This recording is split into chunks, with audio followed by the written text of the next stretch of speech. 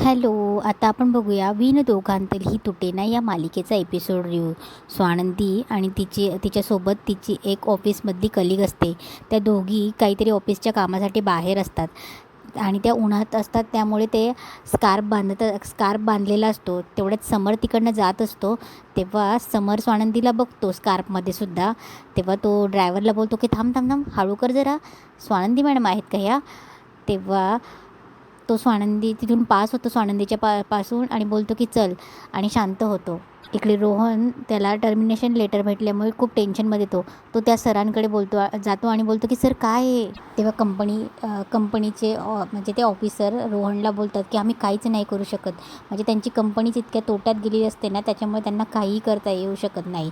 तेव्हा ते बोलतात की हे बघ, तू माझ्या बॉसशी बोलू शकतो रोहन, पण त्याचा काहीच उपयोग होणार नाही, कारण की कंपनीच ऑलरेडी एकदमच गोत्यात आली आहे. तेव्हा रोहन बोलतो की सर पण असं का करताय, डायरेक्ट तुम्ही आम्हाला टर्मिनेशन लेटर देत आहेत. सर माझा 3रा महिना चालू आहे, तरीसुद्धा सॅलरी अजून क्रेडिट नाही झाली. तेव्हा ते बोलतात की तुमची पेंडिंग सॅलरी तुमच्या अकाउंटला येऊन जाईल, पण आम्ही काही नाही करू शकत, we are sorry for that. तेव्हा रोहन बोलतो की सर माझ्या घरात आम्ही 5 लोक आहे, माझं नवीन लग्न झाले आणि कमवणारा मी एकटाच आहे, मग काय करायचं आम्ही. तेव्हा ते बोलतात की आमच्याकडे चॉईस नाही आहे. तेव्हा रोहन हातबल होऊन त्याच्या केबिनमध्ये येतो. तेव्हा त्याच्या एक कलीग भेटतो आणि त्याला विचारतो रोहन की तुझ्यासोबतही हेच झालं का. तेव्हा तोही तेच सांगतो की हो अरे, मी मागच्याच महिन्यात नवीन घर घेतलं आहे, पण आता काही त्यांच्याकडशी बोलून काही उपयोगच नाही आहे. चल, कंपनीचे सगळ्या काही गोष्टी हँडओव्हर करायच्या आहे, म्हणून तोही चालला जातो. रोहनला काय समजत नसतं काय करायचं. इकडे अंशू चिडचिड करत असतो. तो किचनमध्ये येतो आणि बॉटल फेकून मारतो आणि बोलतो की पाणी भरून का ठेवत नाही. तेव्हा तो तिला एका स्टाफमधल्या मुलीला बोलतो की सांगितलं होतं ना माझ्या रूममध्ये बॉटल भरून ठेवत जायची म्हणून, का नाही भरून ठेवली. तेव्हा ती बोलते की सॉरी सर, मी भरून ठेवली होती. तेव्हा तो बोलतो की भरून ठेवली होती मग काय, पाणी संपत नाही, पुन्हा भरून नाही ठेवता येत. तेव्हा तो तिच्यावर चिडचिड करत असतो. फ्रीजमध्ये बघतो तर फ्रीजमध्येही बॉटल नसतो. तेव्हा तो बोलतो की फ्रीजमधल्या बॉटल कुठे गेल्या. तेव्हा ती तेही बोलते की मी भरून ठेवल्या होत्या, पण आता उन्हाळा असल्यामुळे सगळंच थंड पाणी पितात. तेव्हा तो बोलतो की थंड पाणी पितात मग बॉटल भरून नाही ठेवतायत, तुम्ही ना डिझर्व करायच्या लायकीचेच नाही आहेत, म्हणून तो चिडचिड करत असतो. तेव्हा तो याच्या डायनिंगवर जातो. तिथल्या जगमध्ये बघतो तर तिथेही पाणी नसतं. तेव्हा तो जग जोरात खाली आदळणार तेवढ्यात चिंगी येते आणि त्याला ग्लास भरून त्याच्यासमोर ठेवते. तेव्हा अंशू चिंगीकडे बघतच असतो. चिंगी खूप सुंदर दिसत असते. तेव्हा तो बोलतो की तू कोण. तेव्हा ती बोलते की मी चिंगी. तेव्हा अंशू बोलतो वाव, अमेझिंग, गुड, नाईस. तेव्हा अंशू चिंगीकडे थोडं वेगळ्याच नजरेने बघतो. तेव्हा अंशू बोलतो की who the hell are you. तेव्हा ती बोलते की अहो मी सकाळीच जॉईन केलं ना, मला माहीत नव्हतं, आणि घरातलं सगळं थंड पाणी संपलं आहे ना, म्हणून मी या ग्लासात बर्फाचे तुकडे घालून आणले, घ्या ना प्लीज. तेव्हा अंशू ग्लास घेतो आणि चिंगीच्या हातही पकडतो. तेव्हा ती पटकन हात बाजूला काढते. तेव्हा तो तिच्याकडे जग देतो आणि ती जग भरायला किचनमध्ये घेऊन जाते. तेव्हा अंशू पाणी पितो. पाण्याने त्याची तहान तृप्त तर होतेच, पण त्याची नजर चिंगीवर असते. इकडे स्वानंदी आणि तिची कलीग उन्हातून फिरत असतात. तेव्हा तेव्हा काम झाल्यावर ती तिला बाय करते. तेव्हा स्वानंदी बोलते की हो, आणि स्कार्फ बांधून जा. तेवढ्यात स्वानंदी तिथे उभी असते. तेवढ्यात समर छत्री घेऊन येतो. तेव्हा समर तिच्या डोक्यावर छाता धरतो. तेव्हा स्वानंदी बोलते की अहो तुम्ही कसं काय इथे, आणि तुम्हाला कसं कळलं मी इथे. तेव्हा समर बोलतो की हे घ्या पहिले, हे शाळं आणलं तुमच्यासाठी. तेव्हा स्वानंदी बोलते की बापरे, शाळं, पण मला सांगा तुम्ही इथे कसं काय. तेव्हा समोर बोलतो की ऑफिसच्या मीटिंगसाठी जात होतो, मग तुम्हाला बघितलं स्कार्फ बांधून, थोड्या वेळ तर मग घाबरलोच जरा तुम्हाला. तेव्हा स्वानंदी बोलते की काही काय घाबरले, ॲज इफ तुम्ही मला जसे घाबरतात. तेव्हा समर बोलतो की हो, मग तुम्ही ते स्कार्फ बांधला होता, त्या स्कार्फमधून ते वटारलेले तुमचे डोळे, आणि मग मला असं थरकाप व्हायल्यासारखं होतं. तेव्हा स्वानंदी हसते आणि बोलते की काही पण हं. तेव्हा तेव्हा स्वानंदी बोलते की आणि हे शहाळं. तेव्हा समर बोलतो की तुम्ही नाही का मला कसं, हा काढा तो काढा, ह्या लिंबाचं ज्यूस, त्याचं पाणी, याचं पाणी, मला कसं प्यायला लावतात. मग मी पण म्हटलं चला तुमच्यासाठी शाळा घेऊन जाऊया. तेव्हा समर बोलतो की स्वानंदी मॅडम, असं स्कार्फ बांधून फिरल्याने ऊन लागत नाही अशातला भाग नसतो, थोडी बॉडी हायड्रेट ठेवायला हवी, नारळ पाणी पेत जा. तेव्हा स्वानंदी बोलते की थँक्यू मित्रजी. तेव्हा समर बोलतो की हां माझ्या मैत्रीण मॅडम, तुम्हाला काय वाटतं की मला पण असं वाटतं की तुमची काळजी करावी. थोडंसं तुम्ही जशी माझी काळजी करतात ना तसं तुम्हीही फिट राहा. तेव्हा स्वानंदी बोलते की मला काही, तेव्हा समर लगेच तिचं पुढचे वाक्य बोलून दाखवतो की मला काही होत नाही, मी फिट आहे, मी उत्तम आहे. पण तसं काही नसतं, स्कार्फ बांधून काही होत नसतं. त्यामुळे हे शाळं घ्या. आणि मला असं वाटतं की जसं मी फिट होण्यासाठी तुम्ही काळजी करतात ना, तसं मलाही वाटतं की तुम्हीही फिट राहायला पाहिजेत. इकडे आदिरा शांतपणे घरात फेऱ्या मारत असते.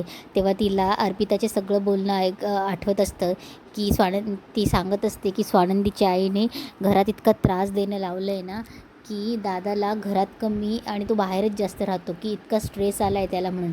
त्यामुळे आदिरा एकदम विचलित असते. तेवढ्यात सुश येते आणि बोलते की अधीरा. तेव्हा सुश बोलते की अधीरा तुला माहिती का काय झालं आहे? तू आय कांट बिलीव्ह दिस. तुला माहिती आहे की मी इतकी खुश आहे ना. तेव्हा अधीरा बोलते काय झालं? आई घरी परत यायला तयार झाल्या का? तेव्हा सुश बोलते की मम्मा ते काय मध्येच नाही गं. अगं तुला माहिती आहे का, आपण जो स्टोरीला तूप साखर पोळीचा फोटो टाकला होता ना, ती स्टोरी मी मी पोस्ट केली होती आणि तुला माहिती आहे 3 मिलियनपेक्षा जास्त व्ह्यूज आले तिला.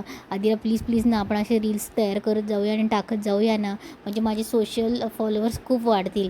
तेव्हा आदिरा बोलते की हो आपण करूया सुश, पण तू ऐक ना, एक गोष्ट लक्षात ठेव ना, आता सगळ्यात जास्त महत्त्वाचं काय आहे की आई घरी परत येणं महत्त्वाचं आहे.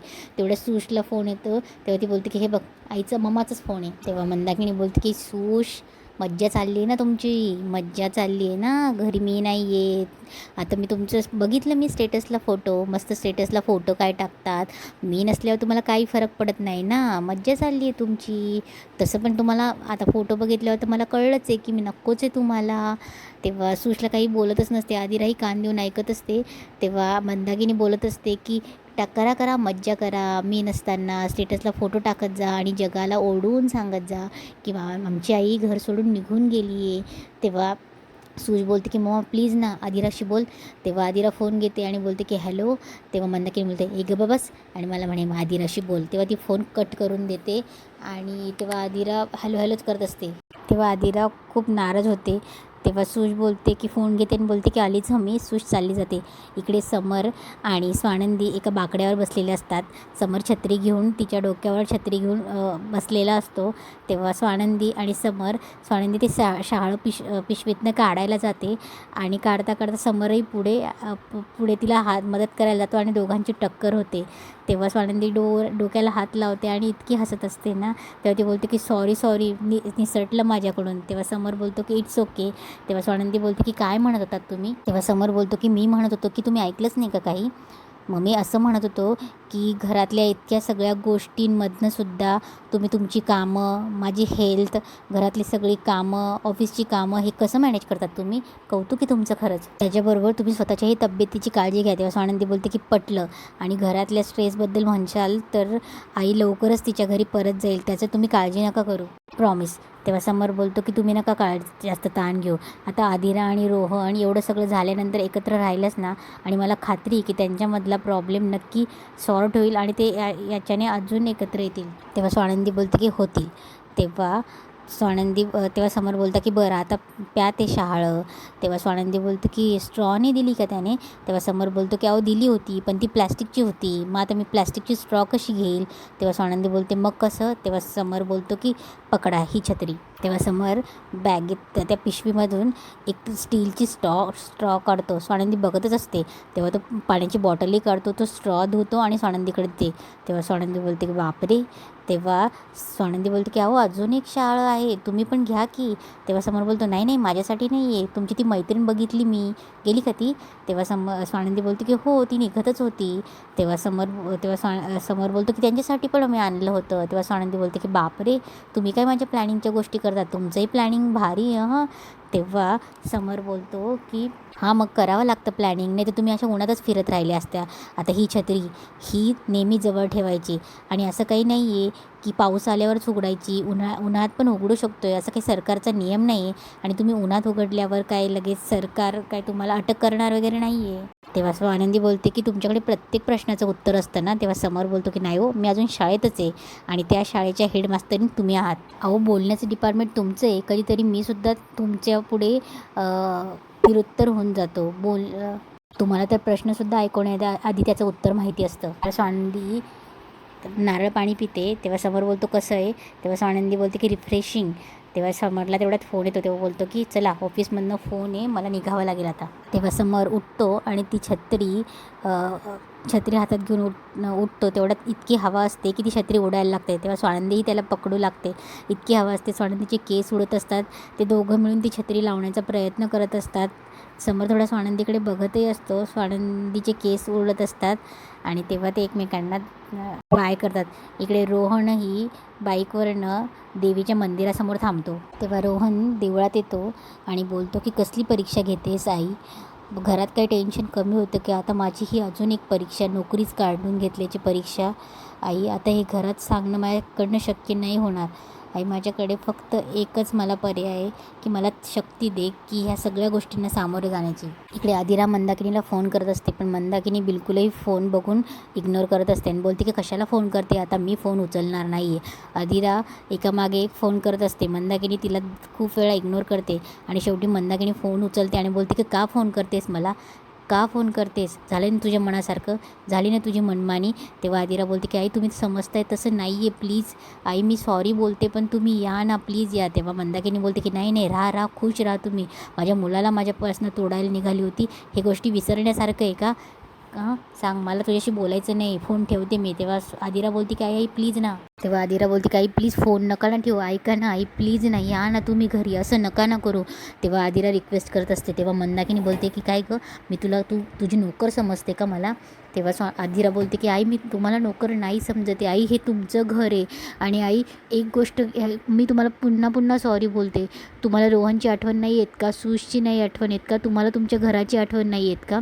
मी काय करू आई सांगा ना प्लीज की तुम्ही माझं ऐकणार म्हणून. तेव्हा मंदाकिनी बोलते की ठीक आहे, तू एक काम करू शकतेस, तू तुझ्या अख्ख्या घरासमोर माझ्या पायावर नाग ठेवून घास, तेव्हा मी विचार करेन काय करायचं ते. तेव्हा आदिरा एकदम शॉक होते आणि आता सारखा फोन करणं बंद कर, उचलणार नाही फोन मी. आणि मंदाकिनी फोन ठेवून देते. हॅलो. इकडे अर्पिता मल्लिकाला बोलत असते की मम्मा काही नाही, आपण जे करतो ना त्याचं उलटंच होत असतं. ती आदिरा तिकडे खूप खुश आहे, हॅप्पी आहे. तेव्हा मंदाकिनी बोलते की कसं असतं ना हॅप्पी, कोण कसं आहे ना हे त्याच्या पाहण्यावर अवलंबून असतं आणि आपण जे पाहतो आहे ना ते समोरच्याला दाखवायचंच नाही. तेव्हा अर्पिता बोलते की म्हणजे, तेव्हा मल्लिका बोलते की म्हणजे अगं तुला तो गेम माहिती आहे का, कान गोष्टी, म्हणजे मी आता तू मला काय बघितलं, तू जे काय बघितलं ते मला तिखट मीठ मिरची लावून सांगायचं. मी अंशूला सांगितलं, अंशूने त्याचं तिखट मीठ मिरची लावून दुसऱ्याला सांगितलं, मग तिसऱ्याला, मग चौथ्याला. तेव्हा अर्पिता बोलते यू मीन चायनीज विस्पर. तेव्हा मल्लिका बोलते की तसंच. आता आपल्याला माहिती आहे ना आपली डॉल हॅप्पी आहे, पण आपण समरला तसं दाखवायचंच नाही की ती हॅप्पी नाहीच आहे, ती किती टेन्शनमध्ये काय हे. तेव्हा अर्पिता बोलते पण मम्मा ते कसं शक्य आहे. तेव्हा मल्लिका तिला तिचा प्लॅन सांगते. इकडे स्वानंदी दुसऱ्या दिवशी नेहमीप्रमाणे देवाजवळ प्रार्थना करत असते आणि बोलते की देवा, मी या घरात आल्यापासून ना काहीतरी सुरूच आहे. खरं तर आपल्या येण्यामुळे घरात वातावरण आनंदाचं हवं ना, पण तसं काहीही होत नाही. देवा प्लीज मला या परिस्थितीतून मार्ग दाखव मला. इकडे रोहन पैशांचा हिशोब लावत असतो की किराणा द्यायचा आहे, सुशची फी. तेव्हा त्याचा हिशोब लागत नसतो.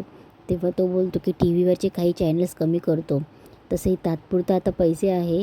तेव्हा रोहन थोडा पैशांच्या चिंतेतच असतो, कोणाचं काय देणं घेणे त्याचा हिशोब त्याचा चालू असतो. इकडे स्वानंदीचे बाबा सकाळी देवपूजा करत असतात. तेवढ्यात आदिरा येते आणि तेव्हा बाबा बोलतात की काय गं कुठे चालली. तेव्हा आदिरा बोलते की मी बाहेर ज्या कामासाठी चालली ना बाबा, फक्त मला एवढाच आशीर्वाद द्या की त्या कामात मी सफल हो. तेव्हा आदिरा बाबांचा आशीर्वाद घेते. तेवढा तिथे रोहनही येतो आणि बोलतो की बाबा हे घर खर्चाचे पैसे. तेव्हा स्वानंदीचे बाबा बोलतात की अरे तू हे पैसे नेहमी तुझ्या आईच्या हाताशी देतो ना, मग आज मला कशाला देतो आहे. तेव्हा रोहन बोलतो की बाबा आता आई पण नाही आहे, मला तुमच्याकडेच देणार ना मी घर खर्चाचे पैसे. तेव्हा त्याचे बाबा बोलतात की अरे मग ही लक्ष्मी आता घरातल्या लक्ष्मीकडे जायला नको का, आदिराकडे दे आणि आपल्या घराची लक्ष्मी आदिरा आहे. तेव्हा आदिरा बोलते की बाबा अहो. तेव्हा रोहन बोलतो की बरोबर बोलत आहेत बाबा. तेव्हा तो पैसे आदिराच्या हातात देतो. तेव्हा आदिराला ते बघून भरून येतं. तेव्हा आदिरा बोलते की हे खूप मोठं आहे आणि बाबा आम्हाला एवढा एक्सपिरियन्स नाही आहे घर खर्चाचा. हा एक्सपिरियन्स फक्त आईंनाच आहे आणि हा एक्सपिरियन्स त्यांना आहे, तर हे पैसेही त्यांच्याकडेच जायला हवेत ना. तेव्हा ती देवापाशी ते पैसे ठेवते आणि बाबांना त्यांचा आशीर्वाद घेऊन येते म्हणून ती चालली जाते. इकडे अर्पिता चिडचिड करत असते, मम्मा ही बाई कधी जाणार आहे, सारखी कटकट कटकट, किती मोठा आवाज आहे तिचा. तेव्हा मल्लिका बोलते की एक गप ग, आपलं काम होऊ दे, मग तिला जिथे जायचं तिथे जाऊ दे. तेव्हा अर्पिता बोलते की मम्मा अगं काय आहे हे. तेव्हा ती बोलते की बघ मी काय सांगते, चल चल चल. तेव्हा मल्लिका अर्पिताला घेऊन बाहेर जाणार असते, तेवढ्यात त्यांना बाहेर समर दिसतो. तेव्हा मल्लिका बोलते की चल चल चल आतमध्ये. तेव्हा मल्लिका बोलते की एक काम कर आता, रड जोरजोरात रड. तेव्हा अर्पिता बोलते की अगं आता अशी कशी रडू.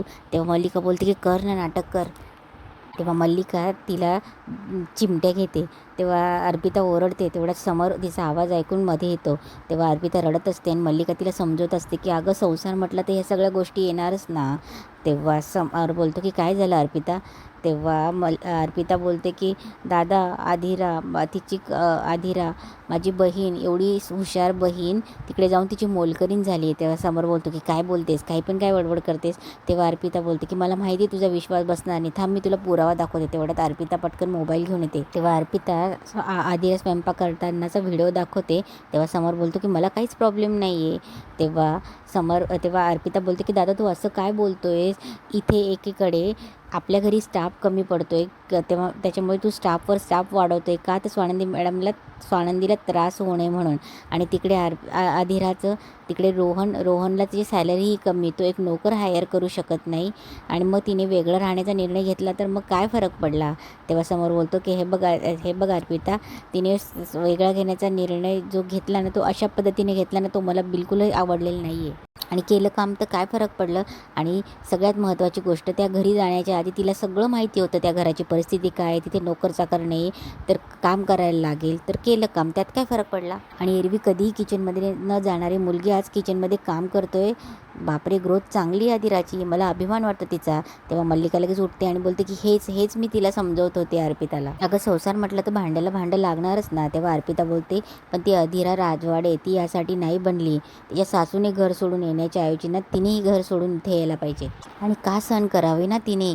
तेव्हा दादा तू तरी समजव ना. तेव्हा समर बोलतो अर्पिता, आपल्या घरातले संस्कार फॅमिलीला घट्ट धरून ठेवणाऱ्यातले आहेत, फॅमिलीला वाऱ्यावर सोडून येणाऱ्यातले नाही आहेत. इकडे मंदाकिनी चहासाठी तात्काळच असते, तेवढा चिंगी तिला चहा देते. तेव्हा मंदाकिनी बोलते की बाप रे, किती लेट चहा पिते. ते बोलते की शी किती पानचट चहा बनवला आहे. तेव्हा चिंगी बोलते की थांबा राहू द्या, तुम्हाला आवडला नाही की मी नवीन बनवून आणते. तेवढ्यात स्वानंदी ऐकते आणि बोलते की काय झालं. तेव्हा चिंगी बोलते की काही नाही, त्यांना नवीन चहा हवा आहे. तेव्हा स्वानंदी बोलते की एक काम कर, तू तुझं काम कर, मी बघते म्हणून. तेवढ्यात आधिरा येते. तेव्हा स्वानंदी बोलते की आधिरा. तेव्हा मंदाकिनी दचकते. तेव्हा स्वानंदी बोलते की आधिरा एवढ्या सकाळी सकाळी. तेव्हा आधिरा बोलते की बोलायचे तुझ्याशी. तेव्हा आधिरा बोलते की सचिन घरातल्या सगळ्यांना हॉलमध्ये बोलव ना, नंदुताई मी सगळं एक्सप्लेन करते, सगळ्यांसमोर सांगते म्हणून. इकडे अर्पिता समरला बोलते की तू पण मला टोमणे मारायला लागलास ना दादा. तेव्हा समर बोलतो की मी टोमणे नाही मारत आहे, तुला घरातल्या संस्कारांची जाणीव करून दिली. तेव्हा अर्पिता बोलते की मला सगळे संस्कार माहिती आहे, पण आधिराची जी अवस्था आहे ना ती मी बघितली, तू नाही. सो मला नाही वाटत ती त्या घरात जास्त काळ टिकेल, कारण की रियालिटी आणि सगळं खूप वेगळं आहे आणि मला नाही वाटत की ती त्या घरात टिकेल. तेव्हा समर बोलतो पण आपल्या इच्छेप्रमाणेच आपण रियालिटी घडवत असतो अर्पिता. तेव्हा अर्पिता बोलते पण आपल्या हातात नसतं ते. तेव्हा समर बोलतो पण पूर्ण प्रयत्न झालेत ना करून, आत्ता काही महिन्यांपूर्वी लग्न झालं आहे तिचं, तिच्या घरातल्यांना सुद्धा ॲडजस्ट करायला वेळ लागणार की नाही. घेऊ दे थोडा वेळ, बघूयात काय होतं पुढे. तेव्हा अर्पिता बोलते तेवढा वेळ म्हणजे किती वेळ, लिमिट क्रॉस झाली दादा आता. अशा खूप मुली त्यांना ॲडजस्ट करत असतात आणि सफरमधून जात असतात. मला फक्त एवढंच म्हणायचं आहे की ह्या सगळ्या गोष्टींमुळे, ह्या सगळ्या स्ट्रेसमुळे ना आधिराने काही टोकाचं पाऊल उचलायला नको. आपण काहीतरी विचार करायला हवा यावर. तेवढ्यात सचिन येतो आणि बोलतो की सर, अधिरा मॅडम आले आहेत, तुम्हाला खाली सर्वांना बोलवलं आहे. तेवढ्यात अर्पिता बोलते की बघ दादा, मी म्हणाले होते ना ती जास्त काळ टिकणार नाही त्या घरात आलीच ती म्हणून. अर्पिता चालली जाते आणि इथेच आजचा एपिसोड संपतो.